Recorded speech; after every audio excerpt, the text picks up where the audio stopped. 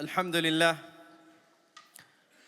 لله نحمده ونستعينه ونستغفره ونؤمن به ونتوكل عليه ونعوذ بالله من شرور أنفسنا ومن سيئات أعمالنا من يهده الله فلا مضل له ومن يضلل فلا هادي له وأشهد أن لا إله إلا الله وحده لا شريك له وأشهد أن محمدًا عبده ورسوله اللهم صل وسلم وبارك على عبدك ورسولك محمد وعلى آله وصحبه أجمعين أما بعد فيا أيها الناس أوصيكم ونفسي بتقوى الله فإنها وصية الله للأولين والآخرين قال الله تعالى في كتابه المجيد ولقد وصينا الذين أوتوا الكتاب من قبلكم وإياكم أن اتقوا الله.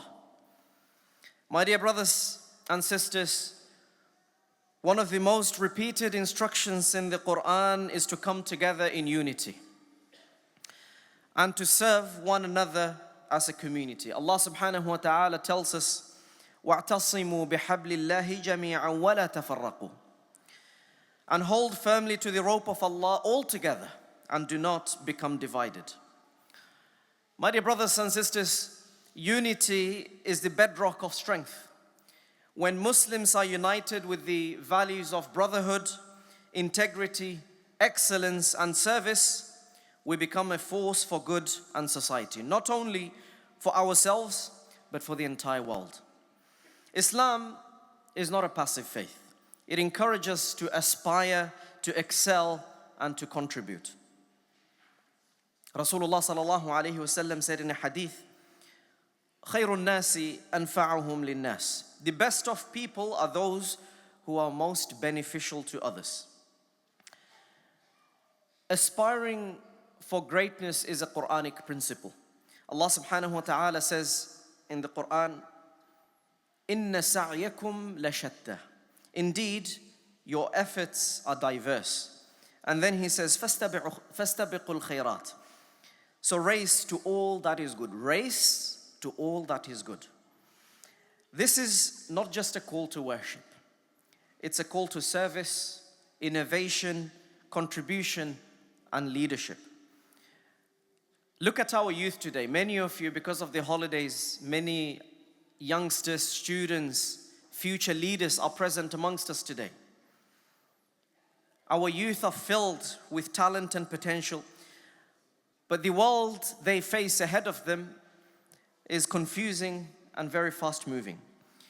If our youth is not anchored in faith, with purpose, identity, and with service to others, they will be swallowed by self-doubt and distraction.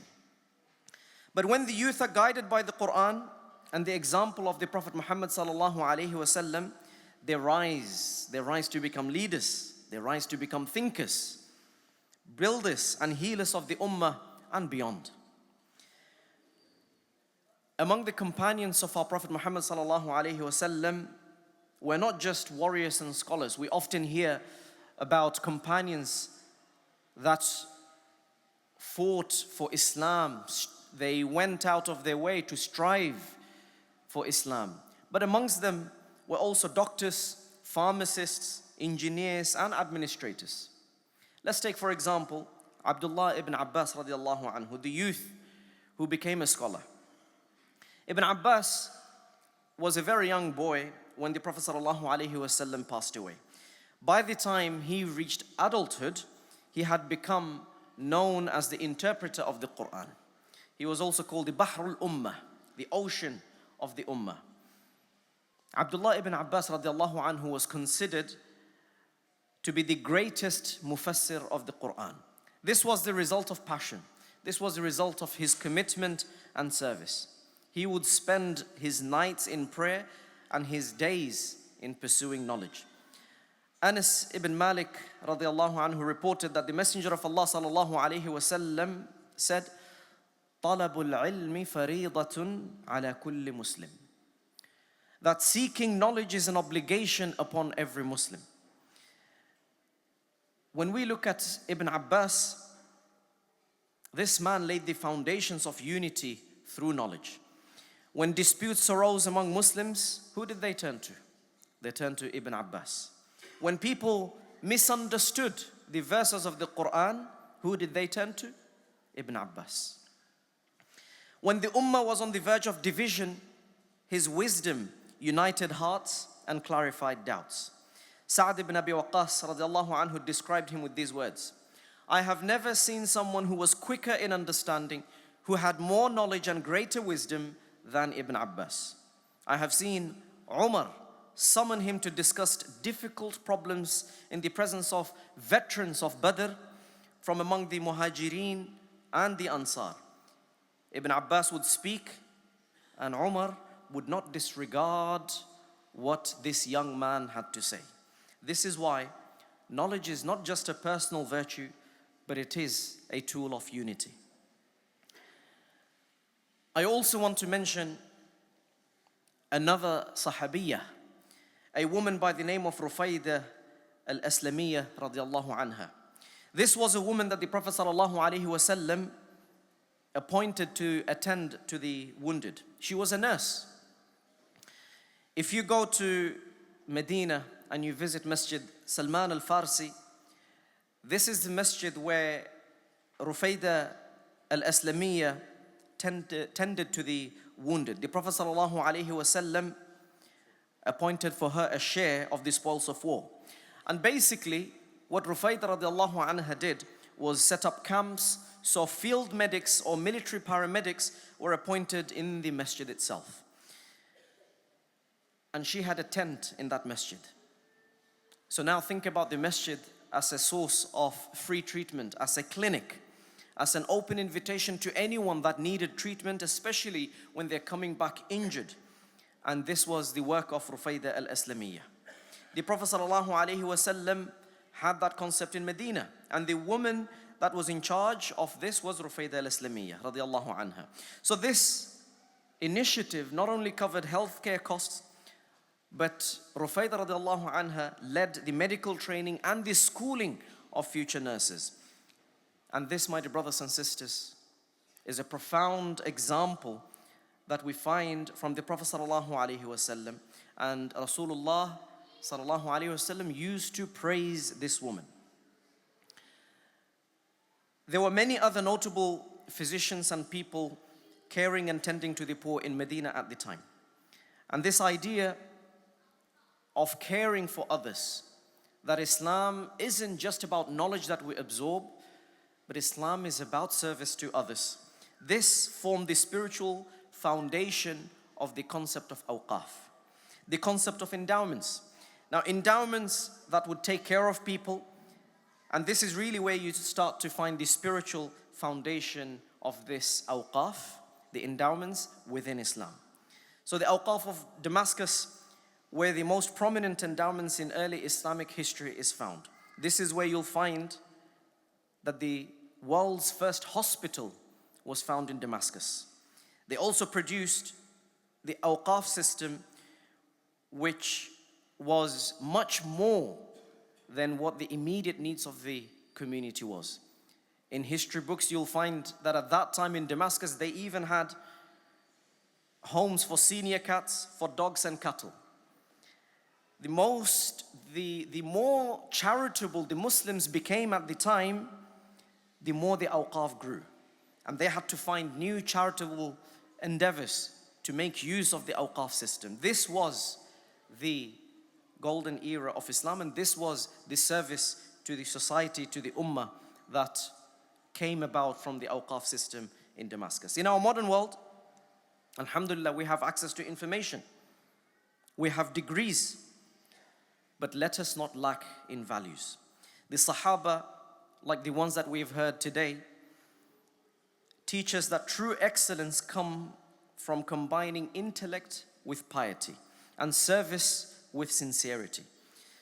In an age of distractions, our youth must anchor themselves in the Qur'an and strive to become leaders in their fields. Just as Ibn Abbas radiallahu anhu mastered the Qur'an in his teens, just as Rufaydah al-Aslamiyah radiallahu anha excelled in nursing and designed codes of ethics for nursing and medical care, and established new rules and traditions for nursing that can be considered precursors to modern day nursing techniques.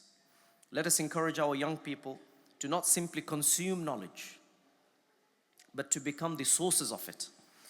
Sources that benefit humanity as well as uplift our communities. أقول ما تسمعون وأستغفر الله لي ولكم ولسائر المسلمين فاستغفروه إنه هو الغفور الرحيم.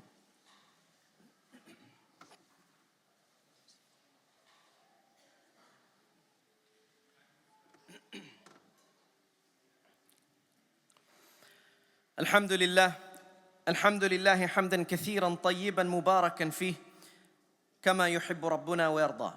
والصلاة والسلام على خاتم الأنبياء والمرسلين نبينا محمد وعلى آله وصحبه أجمعين ومن تبعهم بإحسان إلى يوم الدين. My dear brothers and sisters, let us reflect upon how the companions reached great heights like the companions that we've mentioned in today's khutbah. They were not born into wealth. Many were orphans, many were outcasts or former slaves. Yet they rose by their connection to the Qur'an, their love for the Prophet ﷺ, and their commitment to serve the world. Look at Ibn Sina.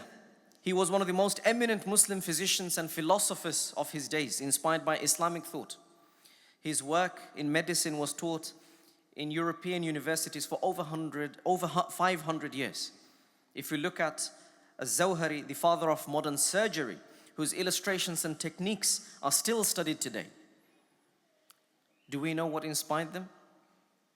What inspired them was the Quranic worldview, that life is sacred, knowledge is a trust, and believers are khayru ummah, the best nations only when they serve others. As Allah subhanahu wa ta'ala says in the Qur'an, خَيْرُ أُمَّةٍ أُخْرِجَتْ لِلنَّاسِ. You're the best nation produced as an example for mankind. To our youth today here in Cambridge, you have access to opportunities that many around the world can only dream of. Let us use our time wisely. Don't chase only status or wealth, chase impact. Chase excellence with sincerity. If you're studying medicine, law, AI, environmental science, or humanities, do it with niyyah, do it with an intention. Make your knowledge a means to uplift people, especially those forgotten by society. Let your success be a form of da'wah. Just like the Sahaba asked, مَا لَنَا لَا نَنْفِرُ فِي سَبِيلِ اللَّهِ. What is wrong with us that we do not strive in the path of Allah? And they said this in reference to the verse in Surah At-Tawbah, verse number 38.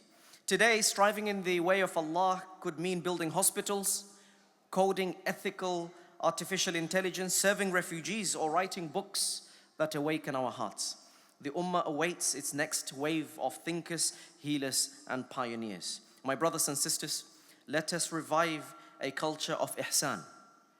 Let us revive a culture of excellence. Our dreams are valid when they are tied to the Qur'an. So let us build families, let us build communities and institutions rooted in service and unity. The Prophet ﷺ, he said, خَيْرُ النَّاسِ أَنْفَعُهُمْ لِلنَّاسِ. That the best of people are those who are most beneficial to others. We do not serve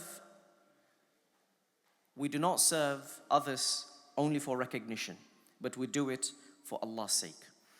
اللهم اجعلنا من الذين يستمعون القول فيتبعون أحسنه ووفقنا لما تحب وترضى واغفر لنا ولآبائنا وأمهاتنا واغفر للمسلمين والمسلمات الأحياء منهم والأموات وارزقنا علما نافعا وعملا صالحا